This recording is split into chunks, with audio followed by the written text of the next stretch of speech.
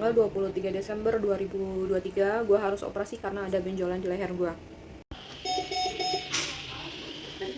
Jadi awalnya ini gara-gara gue nyepelain ada benjolan di leher.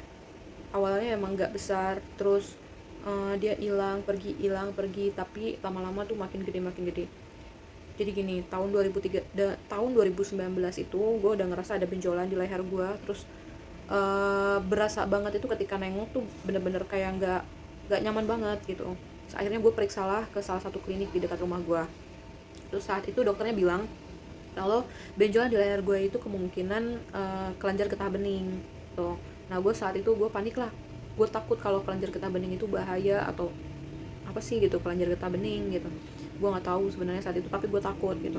Terus akhirnya dokternya ngejelasin ke gue kalau kelenjar getah bening itu sebenarnya benjolan di leher itu normal kalau misalkan dia itu munculnya ketika kita lagi sakit gitu, misalkan lagi demam, lagi flu, atau sakit apapun lah. Karena benjolan di leher itu adalah pertanda kalau sel darah putih kita itu lagi merangin bakteri atau virus yang lagi nyerang kita gitu. Jadi mereka berkumpul dan akhirnya yang tampak di luar adalah benjolan kayak gitu, dan dia bakalan hilang ketika kita berangsur pulih kayak gitu. Nah saat itu akhirnya gue dikasih lah obat radang sama obat antibiotik gitu. Terus si dokternya juga ngasih tahu ke gue bisa aja benjolan di leher itu gara-gara makanan yang nggak benar gitu. Bisa jadi karena kebanyakan garam, kebanyakan mecin, kebanyakan makan pedas atau berminyak kayak gitu. Jadi gue waktu itu diwanti-wanti untuk nggak banyak makanan-makanan yang mengandung bahan-bahan yang terlalu banyak bumbu gitu. Terus juga kurangin makan junk food, fast food kayak gitu. Nah dari situ karena gue sebenarnya nggak ngerasa gejala apapun, akhirnya gue nggak begitu nurutin apa yang dikatakan dokter. Akhirnya gue makan masih sembarangan. Gue suka makan yang pedas, asin terutama. Jadi gue makan terus itu nggak berhenti. Terus juga ditambah pola hidup gue juga nggak sehat, begadang, terus juga kecapean gitu ya. Sering banget gue kecapean karena pagi sampai malam itu udah kerja, terus juga bukannya istirahat tapi gue malah begadang gitu. Dan ditambah lagi kayak stres, banyak pikiran gitu. Akhirnya di awal tahun 2023 si benjolan gue ini tuh mulai stay. Terus gue ngerasa kayak ada yang gak beres nih gitu, karena dia nggak hilang-hilang, ada aja terus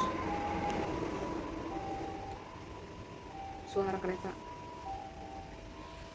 Nah jadi di awal tahun 2023 itu si benjolannya tuh mulai stay di leher gue. Tapi gue tetap gak ngerasain apapun, gak ada gejala apapun. Jadi gue tetap hajar terus lah, gue makan makanan yang pedas, makanan yang asin, makanan berminyak, semuanya gue makan. Gue masih begadang juga, nongkrong sampai malam kayak gitu. Terus mulai berasa lagi itu di pertengahan tahun 2023, si benjolan itu mulai membesar kayak gitu. Terus mulai ada benjolan lagi di situ, mulai ada satu benjolan lagi di samping. Jadi awalnya ada benjolan di sini, terus dia muncul ada benjolan lagi di sini satu, terus lama-lama membesar gitu. Karena pola hidup gue yang nggak berubah, yang apa ya, kayak ya pola hidup gue tuh berantakan banget gitu. Jadi dia tuh makin parah, dari yang tadinya satu mulai menjadi dua gitu. Terus dia membesar sampai akhirnya gue ngerasa nggak nyaman sendiri karena si benjolan itu tuh kelihatan banget gitu. Jadi orang-orang tuh bisa ngelihat benjolan gue tuh ada dua nih di leher, kayak seakan-akan leher gue tuh kayak bengkak gitu ya, tapi bengkaknya sebelah kanan doang gitu. Akhirnya gue paksain diri untuk periksa ke puskesmas terdekat. Terus gue periksa, terus gue juga tes darah, gue bolak-balik. Terus akhirnya kata dokternya nggak bilang langsung gitu, tapi di tulisan itu ada tulisan di diagnosis awalnya itu lymphoma Hodgkin gitu. Nah gue nggak tahu nih sebenarnya lymphoma Hodgkin ini apa, kok keren banget gitu namanya. Tapi ya namanya juga penyakit ya, sekeren-keren apapun namanya tetap aja bikin gue takut gitu.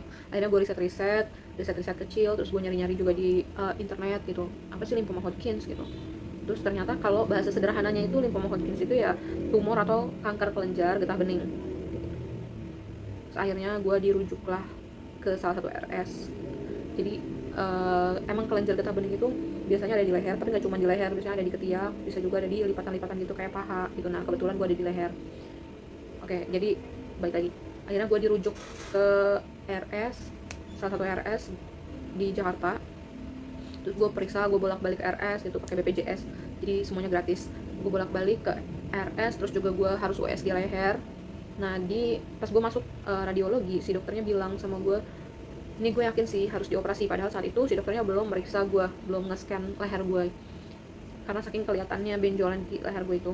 Akhirnya gue periksa dan benar ada banyak benjolan di leher gue, dan 2 diantaranya ada di sini, dia yang terbesar, masing-masing itu 2,5 cm. Jadi ada 2 benjolan dengan diameter 2,5 cm di leher gue. Saat itu si dokter langsung merujuk untuk operasi. Akhirnya gue konsultasi beberapa kali dan akhirnya gue operasi kayak gitu. Gue takut banget sih saat itu gue harus operasi, karena ya menakutkan aja. Gue jarang sakit gitu, kalaupun sakit gue tuh juga kayak ngeluh-ngeluh kayak gitu, ngerengek-rengek, ngerasa nggak cocok sakit karena nggak mampu gitu. Terus tiba-tiba jeder gue harus operasi gitu. Itu satu hal yang bikin gue kaget dan sekaligus takut gitu. Jadi kayak dalam seminggu gue bisa 4 kali nangis lah gitu karena saking takutnya. Tapi ternyata untungnya ya apa ya, dunia medis itu kan berkembang gitu ya, dan gue berterima kasih banget sih sama yang nemuin bius gitu. Gue di bius total sampai gue nggak sadar banget kalau gue dioperasi. Tiba-tiba pas gue bangun, ternyata gue udah dioperasi gitu.